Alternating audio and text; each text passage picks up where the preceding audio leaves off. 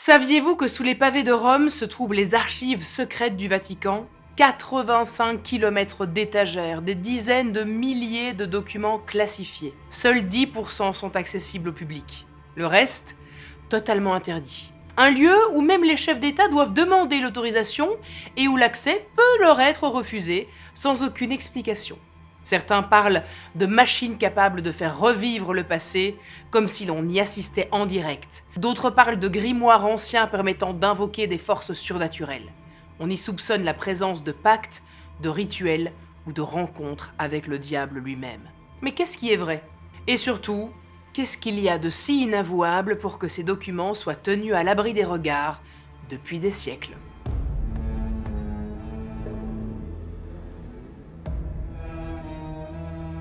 En 897, l'Église catholique organise l'un des procès les plus absurdes de l'histoire. Le pape Étienne VI fait exhumer son prédécesseur Formose pour le juger post-mortem dans ce qu'on appelle aujourd'hui le concile cadavérique. Oui, vous avez bien entendu, on a jugé un mort et on l'a même déterré. Les actes du procès ont été brûlés par le pape Jean IX. Donc son déroulement exact n'est pas connu avec certitude, mais plusieurs éléments ont permis une reconstitution. Le pape Formose, enfin son cadavre en décomposition, est accusé d'avoir accédé illégalement à la papauté. Le corps est placé sur un trône vêtu des habits pontificaux et est interrogé. Comme il est compliqué d'interroger un cadavre, comme vous vous en doutez, un diacre est chargé de répondre à sa place. Il est déclaré coupable, ses doigts sont sectionnés, puis son corps est jeté dans le Tibre. Ça vous paraît surréaliste? C'est pourtant bien réel, et tout ça a été orchestré par l'Église elle-même. Du coup, quand on sait ce que l'Église a déjà pu faire comme move un petit peu bizarre, on se demande vraiment ce que le Vatican a d'autre à cacher pour l'enfermer dans une bibliothèque aussi gigantesque que secrète. Totalement indépendant depuis 1929, le Vatican est le plus petit État du monde avec une surface équivalente à environ la moitié du bois de Boulogne à Paris. On y vient du monde entier pour admirer la chapelle Sixtine, la Pietà de Michel-Ange, les couloirs dorés des musées et ses jardins. Il attire plus de 5 millions de visiteurs chaque année, ce qui en fait l'un des lieux les plus visités d'Europe, derrière le Sacré-Cœur, le Louvre ou encore Notre-Dame de Paris, avant l'incendie de 2019. Mais au-delà du site en lui-même, ce qui fascine ses visiteurs, ce sont les secrets qu'il referme. Parce qu'au cœur de cet ensemble religieux et historique se trouve une immense bibliothèque verrouillée. On y trouve plus de 50 000 ouvrages, des manuscrits rares, des lettres royales, des rapports confidentiels et surtout des salles entières qui sont inaccessibles au public. C'est donc l'un des plus grands dépôts d'archives d'Europe, mais le moins documenté en raison de ses limites d'accès. Aujourd'hui, on estime qu'environ 10 à 15% des archives ont été rendues accessibles aux chercheurs. Autant dire que c'est la partie émergée de l'iceberg. Le reste, soit plus de 80 km de documents, reste totalement hors de portée. Et forcément, quand on verrouille autant de mémoire, des théories finissent par se construire. Parmi ces spéculations, naît l'un des mythes les plus fascinants, le chronoviseur.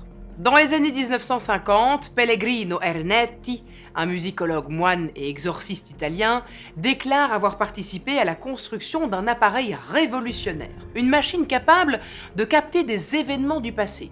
Selon lui, tout ce qui se produit dans le monde laisserait une sorte de trace, une empreinte énergétique, qui continuerait d'exister dans l'espace un peu comme un écho. Le chronoviseur serait un appareil capable de capter ces sortes d'échos du passé, puis de les transformer en images et en sons, comme un téléviseur qui capterait une chaîne.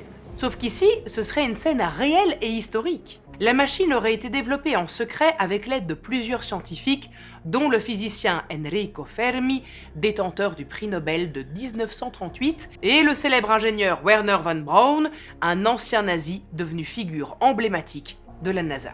Et grâce à cette installation, Pellegrino Ernetti aurait pu assister à une représentation intégrale de la tragédie de Thieste de Sénèque, un discours de Napoléon et même à la crucifixion du Christ. Et tout ça dans les moindres détails. Sauf que cette invention, elle ne plaît pas à tout le monde, et surtout pas à l'Église, qui voit d'un très mauvais œil cette prétendue machine capable de confirmer les fondements historiques et les grands événements qui ont construit l'histoire telle qu'on la connaît aujourd'hui, ou de les contredire. Dans le deuxième cas, elle pourrait potentiellement révéler des vérités gênantes ou des histoires créées de toutes pièces à des fins politiques ou religieuses. Alors, pour éviter ça, Pellegrino Ernetti aurait été contraint au silence par les autorités ecclésiastiques. Le chronoviseur aurait été démonté et conservé dans les archives secrètes du Vatican, puisque jugé trop dangereux pour l'humanité. Une telle technologie donnerait aussi au Vatican un contrôle absolu sur l'histoire et sa réécriture. D'autant qu'il aurait beaucoup à cacher dans le domaine. Selon plusieurs auteurs ésotériques et anciens prêtres repentis, le Vatican aurait été informé dès le XXe siècle, via ses ambassades, de contacts avec des civilisations non humaines. Ces affirmations reposent sur une accumulation de curieux témoignages. Parmi les plus marquants, on retrouve Corrado Balducci, ancien théologien du Vatican et membre de la curie romaine. Il a déclaré à la télévision italienne que des êtres extraterrestres visitaient probablement la Terre, mais que leur existence ne contredit en rien la foi catholique. Selon lui, l'Église devait se préparer à accueillir cette réalité comme une part possible de la création. Il n'en fallait pas moins pour alimenter les soupçons d'une présence extraterrestre. Certains évoquent même l'existence d'une commission secrète active pendant la guerre froide qui aurait eu pour mission de collecter des informations sur les phénomènes inexpliqués dans le monde entier. Certains prêtres repentis avancent que le Vatican détiendrait des archives confidentielles concernant des technologies inconnues, des objets récupérés, voire des messages jugés non humains.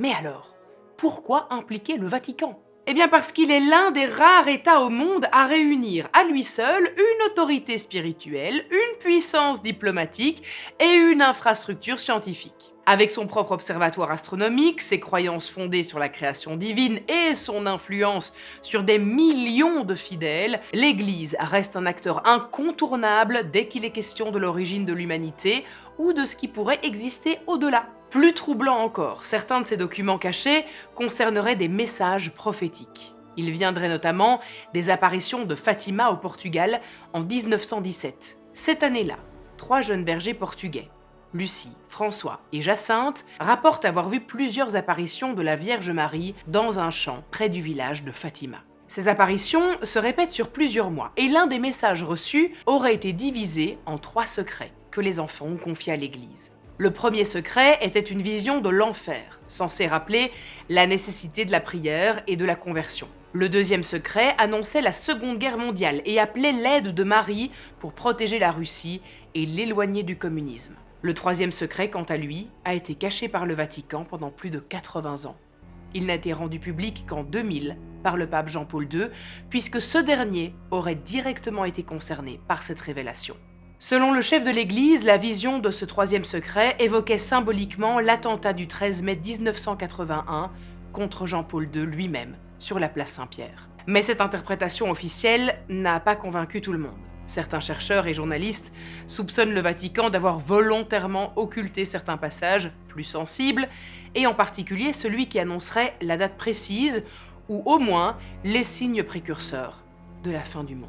Le père Malachi Martin, un ancien jésuite ayant travaillé au sein même du Vatican, raconte avoir lu le véritable troisième secret. Il évoque un effondrement intérieur de l'Église provoqué par ses propres responsables. Selon lui, la Vierge Marie aurait prédit un abandon progressif et généralisé de la foi. Des cardinaux, des évêques, voire des papes ne croiraient bientôt plus vraiment en ce qu'ils prêchent. Le monde n'aurait alors plus de repères et la population serait livrée à elle-même avant de sombrer dans le chaos. Un autre prêtre, Paul Kramer, lui aussi fervent défenseur de cette hypothèse, estime que le Vatican n'a révélé qu'une petite partie du message de Fatima pour éviter la panique. Même Padre Pio, un moine italien connu pour ses visions, aurait eu connaissance du véritable secret. Bien qu'il ne se soit jamais exprimé publiquement sur le sujet, certains témoignages rapportent qu'il l'aurait qualifié de terrifiant. Dans ses rares confidences, il aurait laissé entendre que l'humanité allait devoir affronter une épreuve brutale accompagnée de la destruction de plusieurs grandes villes, consumées par le feu ou rongées par la décadence et les dérives de l'homme. De manière générale, tous ceux qui ont eu accès à ce troisième secret évoquent la même idée. Il annoncerait un effondrement du monde que le Vatican aurait préféré garder sous silence. Mais cette obsession du silence ne concernerait pas seulement les messages prophétiques.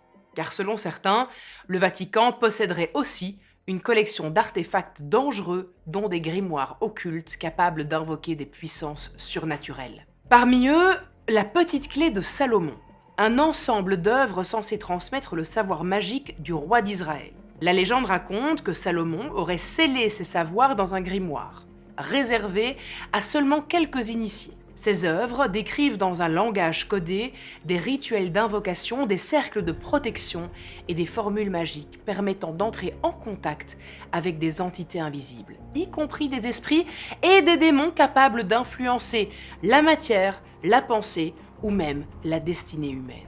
L'un des traités les plus célèbres de cette collection s'appelle la Goétia. Il s'agit d'un recueil qui liste 72 démons, chacun associé à un nom, un sceau, une hiérarchie et à des pouvoirs spécifiques. Le texte décrit les moyens de les invoquer.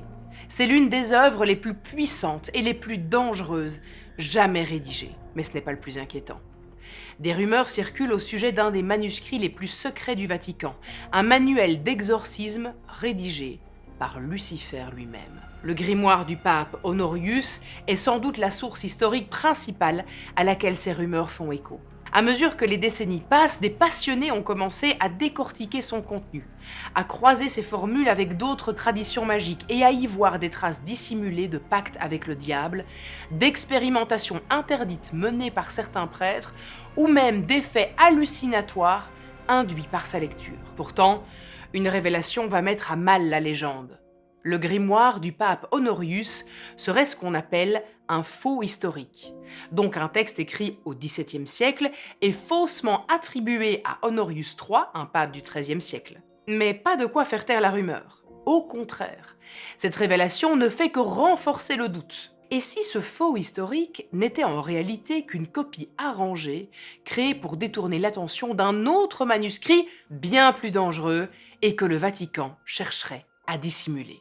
Parce que ce qu'on sait aujourd'hui, c'est que le grimoire du pape Honorius contient bel et bien des rituels d'exorcisme inversés. Donc non plus pour expulser un démon, mais pour l'inviter à habiter un corps. Les rituels qui s'y trouvent seraient si puissants et dangereux qu'ils seraient interdits aux prêtres. Ce qui rend l'existence d'un véritable grimoire maudit plus crédible que ce qu'on ne veut l'admettre, c'est que certains membres du clergé auraient dérogé aux règles en utilisant en secret des passages du manuel luciférien pour faire face à des cas dits hors normes. Ces expérimentations clandestines auraient été filtrées dans des vidéos privées. Ces enregistrements auraient été conservés dans les archives et n'auraient évidemment pas été communiqués pour préserver l'image d'un ordre spirituel stable et rationnel. C'était sans compter les révélations d'un abbé, Gabriel Amorth, qui, je vous préviens, ont de quoi glacer le sang. À l'occasion d'une interview en 2010, il confesse cette phrase : « Le diable réside au Vatican ». Selon lui, certains prélats ne croiraient plus réellement au Christ ni à la résurrection. Pire, des évêques seraient directement liés au diable et lui auraient permis d'agir de l'intérieur, en toute impunité, comme pour l'attentat contre le pape Jean-Paul II en 1981. Officiellement, les motivations sont politiques. Mais pour Gabriel et Amorth, cette attaque serait le fruit d'une influence démoniaque. Et ce ne serait pas un cas isolé. Presque 30 ans plus tard, le soir du 24 décembre 2009, une autre scène surréaliste se produit, cette fois au cœur de la basilique Saint-Pierre, en pleine messe de Noël. Alors que Benoît XVI s'avance vers l'autel, une femme franchit la barrière de sécurité et se jette sur lui. L'assaillante, Susanna Maiolo, est rapidement maîtrisée. On la décrit comme mentalement instable et connue des services de sécurité. Mais pour le père Amorth, ce n'est pas une coïncidence si cela se produit la nuit de Noël, lors d'une cérémonie diffusée dans le monde entier, au moment où le pape s'apprête à célébrer la naissance du Christ. Ce serait une tentative de profanation symbolique derrière laquelle se cacherait un message envoyé directement par le diable. Une idée qui ne date pas d'hier et qu'on retrouve d'ailleurs dans l'histoire chrétienne elle-même et jusque dans l'art sacré. On pense par exemple à la représentation du saint Wolfgang et le diable du peintre Michael Paché sur laquelle on y voit un évêque, figure de l'Église, face à une créature démoniaque qui lui tend un livre ouvert. L'histoire raconte une légende médiévale selon laquelle Saint Wolfgang aurait demandé l'aide du diable pour bâtir une église. Le diable aurait accepté à condition de recevoir la première âme qui y entrerait. L'accord est conclu, mais au moment de l'ouverture, le saint aurait envoyé un loup pour sauver ses fidèles. Pour l'Église, il est évident qu'il s'agit d'une ruse ingénieuse. Pour ceux qui en doutent, cette légende édulcorée ne serait que la représentation d'une raison donnée au diable de se venger. Et à en croire la sculpture monumentale réalisée par Pericle Fazzini en 1977, censée représenter la résurrection, il y a de quoi s'interroger. Installée dans une salle d'audience du Vatican surnommée la salle du serpent, cette représentation laisse certains sceptiques. Déjà par le nom du bâtiment, le serpent étant l'un des symboles les plus anciens et les plus puissants associés au diable dans la tradition chrétienne occidentale. Je vous assure que ça n'a rien à voir. Pour moi, le serpent est clairement le signe de faire peau neuve, il est le signe d'une renaissance interne. C'est quelque chose de très positif que je n'associe absolument pas à quelque chose de diabolique. Revenons à notre fameuse salle, parce qu'il y a aussi cette symétrie avec ses lignes courbes et ses reliefs sombres qui donnent l'illusion d'un reptile géant ou d'une tête démoniaque. La sculpture en elle-même et sous certains angles montre un visage du Christ difforme, presque reptilien, qui semble être attrapé par des forces obscures. Une symbolique puissante qui représenterait l'Église non plus comme la victime du mal, mais comme son allié. Et pour confirmer cette hypothèse, il suffirait d'explorer certains des artefacts démoniaques confisqués par le Vatican et stockés dans l'immense bibliothèque secrète. On y trouverait notamment des crucifix inversés, retrouvés lors de messes noires ou de rituels sataniques clandestins. D'après plusieurs prêtres exorcistes, dont le père Gabriele Amort, ces objets ne pourraient pas être détruits sans risque. Brûler ou briser l'un de ces fragments contaminés serait prendre le risque de provoquer une manifestation surnaturelle trop violente. Alors plutôt que de les faire disparaître, l'Église aurait choisi de les enfermer dans le silence et la pierre. À moins que ce ne soit pour les garder à portée de main pour les utiliser, le moment venu, dans le cadre de rituels sataniques. Une rumeur qui circule sur internet évoque l'existence d'objets rituels si puissants qu'ils auraient été classés au niveau 3, une appellation non officielle mais régulièrement reprise en ligne pour désigner des artefacts jugés particulièrement dangereux. Autrement dit, ces objets seraient considérés comme capables de provoquer des manifestations démoniaques incontrôlables, des hallucinations collectives, voire des morts mystérieuses si on les utilise ou si on les manipule sans protection. Le Vatican n'a évidemment jamais reconnu posséder de tels objets, mais certains exorcistes et même d'anciens archivistes du Saint-Siège auraient laissé entendre qu'ils auraient été placés dans les archives secrètes du Vatican pour éviter qu'ils ne tombent entre de mauvaises mains. Et si vous n'avez pas envie qu'on vous envoie, vous aussi, vous faire enfermer à double tour dans les archives du Vatican, eh bien je vous conseille de vous abonner illico presto à cette chaîne. Bon sang, je sors une vidéo chaque dimanche pour votre plus grand plaisir et en plus totalement gratuitement. Alors qu'est-ce que vous attendez pour vous abonner? On me dit dans l'oreillette que les prochaines vidéos vont être particulièrement sympathiques. Je dis ça, je dis rien.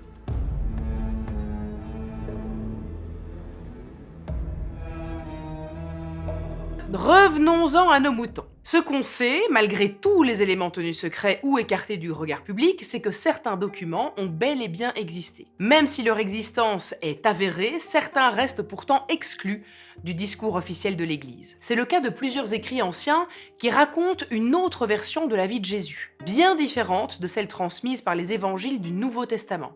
L'Église aurait refusé de les inclure dans la Bible officielle. On les appelle les évangiles apocryphes.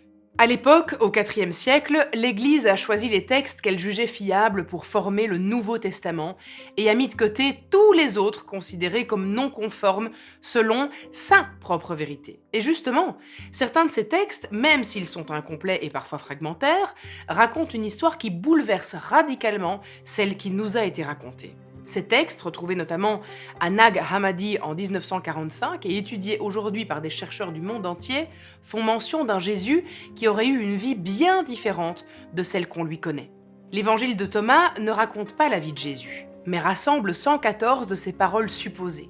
Il présente un Jésus plus philosophe que prophète, qui invite chacun à trouver la vérité en soi sans passer par une église ou une autorité divine.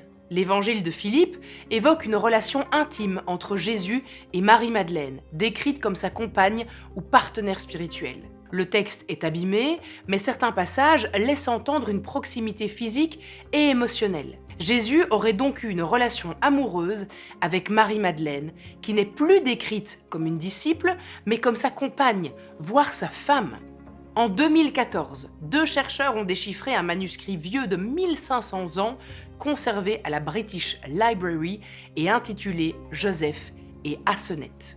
Ce texte, rédigé en araméen syriaque, est connu depuis l'Antiquité comme une histoire d'amour entre un patriarche biblique et la fille d'un prêtre égyptien. Mais selon leur analyse, Joseph serait en réalité un alias de Jésus, et Aseneth ne serait autre que Marie-Madeleine, avec qui le Christ aurait eu 2 enfants. Marie-Madeleine aurait été enceinte de son 2e enfant au moment de la crucifixion. Craignant pour sa vie et celle de sa descendance, elle aurait fui la Terre Sainte, protégée par un petit groupe de fidèles proches de Jésus. Ils auraient traversé la Méditerranée et se seraient installés en Gaule, dans ce qui deviendra plus tard le sud de la France. Cette union aurait donné naissance à une descendance secrète, mêlée aux familles nobles, les Mérovingiens, cette dynastie issue du peuple des Francs. On raconte que cette lignée serait détentrice d'un savoir et d'une connaissance sacrée, mais surtout d'une compréhension du monde et de l'esprit réservé à seulement quelques élus. C'est ici qu'on retrouve l'une des révélations les plus sulfureuses autour de Jésus. Le véritable Saint Graal ne serait pas une coupe, mais une lignée. Ce serait en réalité le sang de la descendance directe du Christ, donc de celui qui posséderait une connaissance sacrée. Et pour protéger ce secret et éviter les représailles des autorités romaines, mais aussi des élites ecclésiastiques cherchant absolument à contrôler le message chrétien et rejeter tout esprit critique, un réseau aurait été mis en place. Certains documents parlent du prieuré de Sion, une société secrète fondée à Jérusalem, chargée de protéger la descendance du Christ et de préserver les documents qui prouvent que l'Église a bel et bien dissimulé la véritable histoire de Jésus. Plus tard, les Templiers eux-mêmes auraient découvert la vérité. Avec pour mission de protéger les pèlerins chrétiens en route vers la Terre Sainte, ils s'installent sous l'ancien site du temple de Salomon à Jérusalem. Et en fouillant les ruines, les Templiers auraient mis la main sur des documents et des preuves de cette lignée cachée. Ils auraient rapporté cette découverte en Europe, qu'ils auraient gardée précieusement jusqu'à leur chute brutale en 1307. Une chute qui aurait été orchestrée pour nettoyer ceux qui en savaient beaucoup trop. D'ailleurs, si vous avez lu le livre ou vu le film Da Vinci Code, vous vous souvenez peut-être de cette révélation finale qui présente la découverte du Saint Graal comme étant non pas une coupe, mais celle qui aurait porté le sang du Christ. Autrement dit, l'enfant de Jésus, Marie-Madeleine. Si cette théorie s'avère exacte, elle remettrait en cause plusieurs piliers de la doctrine catholique, puisque Jésus ne serait pas resté célibataire, alors que cette abstinence est considérée comme un fondement d'un modèle de pureté spirituelle à imiter. Pire encore, la figure féminine principale ne serait plus la Vierge Marie, symbole de pureté et de maternité divine, mais Marie-Madeleine. Et justement, l'évangile de Marie donne en réalité à Marie-Madeleine un rôle bien plus important dans la transmission de l'enseignement du Christ. Elle y est présentée comme plus lucide que les apôtres, ce qui bouscule profondément l'ordre patriarcal établi dans les textes canoniques. D'autres textes évoquent que Jésus ne serait pas mort sur la croix ou que sa résurrection n'aurait pas été un miracle, mais une métaphore spirituelle. La mort du Christ représenterait en fait une transformation intérieure et la résurrection un éveil de conscience. Ce n'est donc pas le corps qui revient à la vie, mais l'esprit qui atteint une forme supérieure de vérité. Et si Jésus avait voulu transmettre un message différent, mais qu'on avait cherché à faire taire? Parce que dans les textes canoniques du Nouveau Testament, Jésus ne laisse aucun écrit de sa main. Ses paroles sont rapportées par ses disciples, Matthieu, Marc, Luc, Jean, pour ne citer qu'eux, mais aucune lettre et aucun message ne lui est directement attribué. Comment une figure aussi importante aurait-elle pu ne rien écrire? Ou comment ses écrits auraient-ils pu disparaître entièrement? C'est là qu'apparaît l'idée d'un évangile écrit de sa propre main qui aurait été écarté délibérément parce qu'il contenait un message trop éloigné de la divinité que l'Église voulait incarner. Cet évangile, supposément rédigé par Jésus lui-même, rapporterait une vision intérieure du royaume de Dieu, moins religieuse et plus psychologique. Il n'y aurait pas besoin d'église, de messe, ni de sacrement pour approcher la vérité. Il y aurait en réalité une connaissance cachée, accessible uniquement aux initiés. Évidemment, aucun de ces recueils n'ont été reconnus par l'Église, puisqu'ils contredisent les fondements mêmes de la tradition chrétienne. Il présente un Jésus plus humain que divin et laisse penser que l'Église aurait volontairement écarté ses écrits pour préserver l'unité de sa doctrine et éviter toute remise en question de ses vérités officielles. Parce qu'évidemment, remettre en cause la nature divine de Jésus, c'est remettre en question l'origine même du pouvoir papal. Un passé qui pose question et pourtant, les témoignages et enquêtes au fil des années vont mener à des révélations que l'Église a longtemps cachées. On parle entre autres de milliers d'exorcismes validés par le Vatican. Le père Gabriele Amort, souvenez-vous, était exorciste en chef du Saint-Siège. Pendant plus de 60 ans, il confie avoir pratiqué 160 000 exorcismes. Oui, 160 000.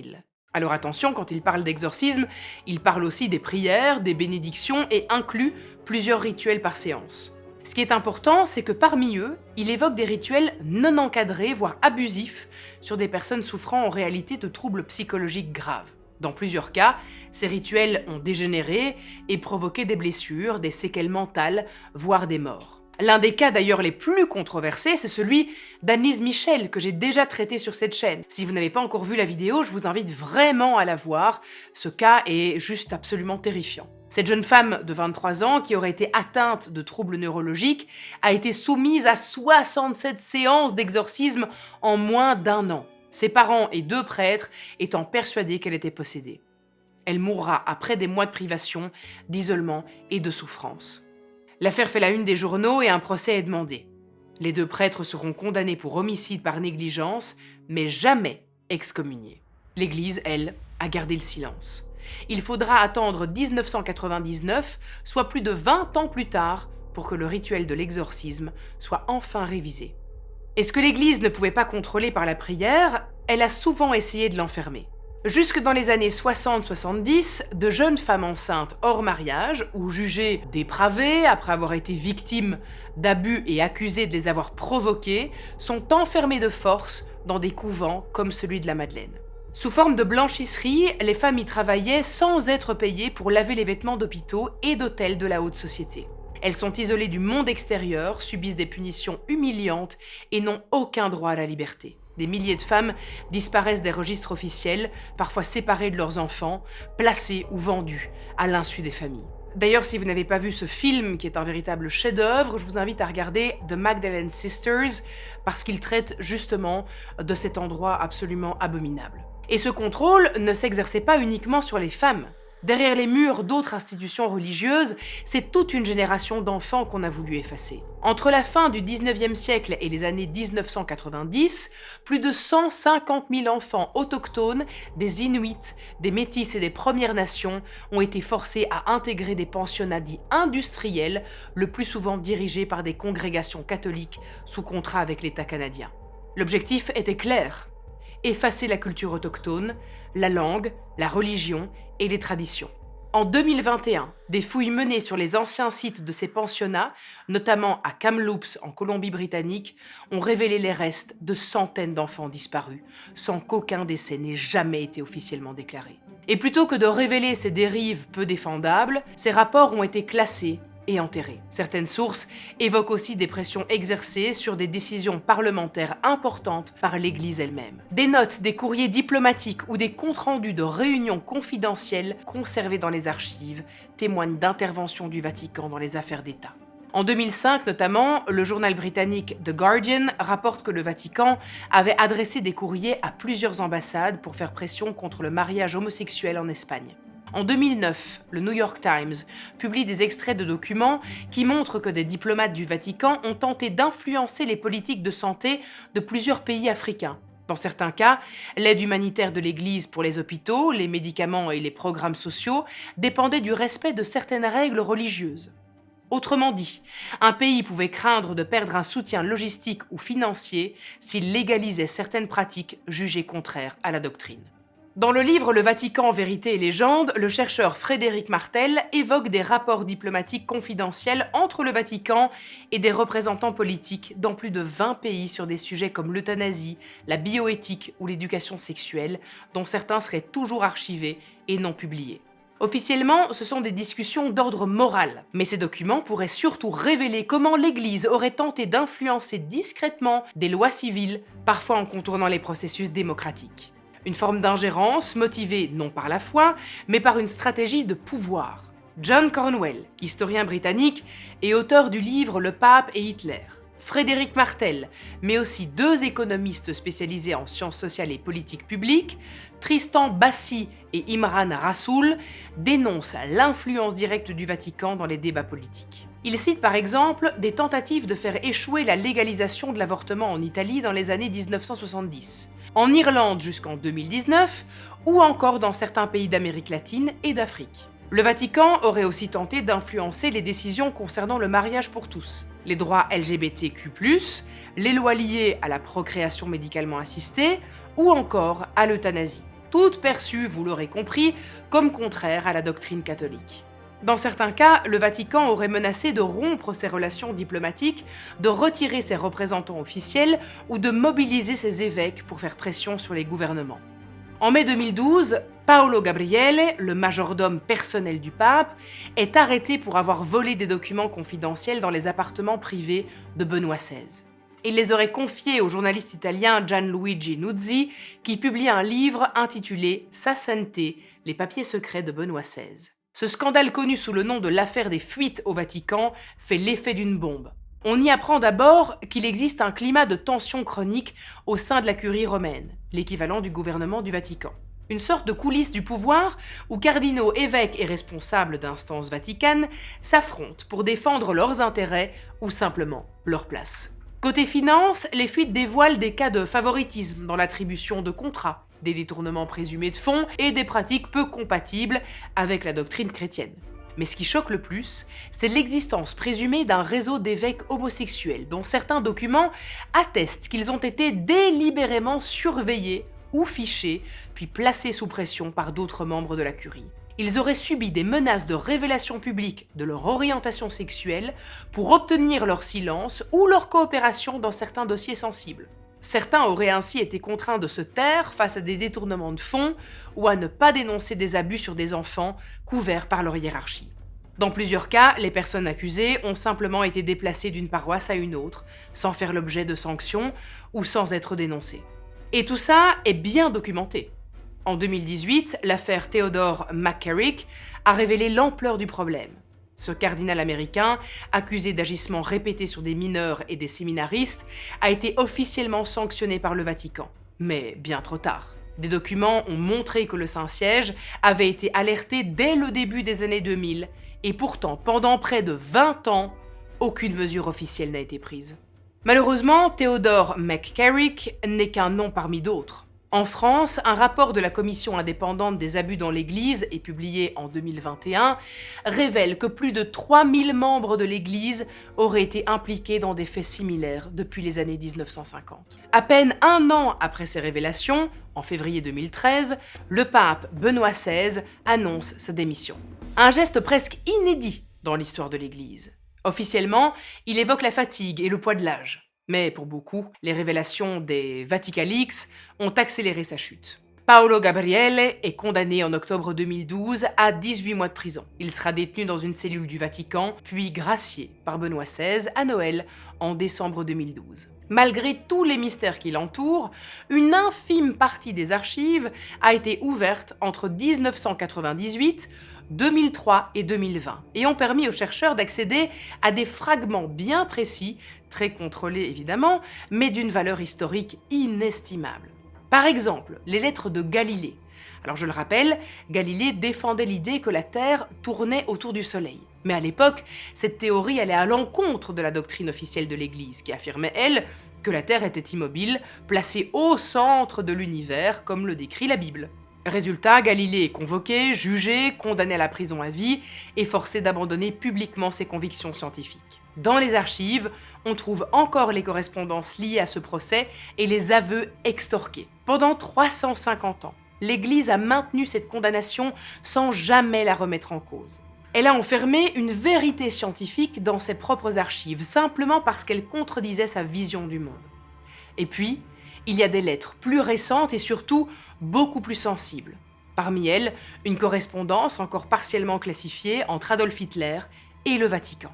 Car oui, le Saint-Siège a bel et bien entretenu des liens avec le Troisième Reich. En 1933, quelques mois après l'arrivée d'Hitler au pouvoir, le Vatican signe un accord officiel avec l'Allemagne nazie, qui porte le nom de Concordat du Reich. Cet accord garantit à l'Église catholique la liberté de culte et la protection de ses institutions, mais en échange, elle s'engage à ne plus s'opposer au régime.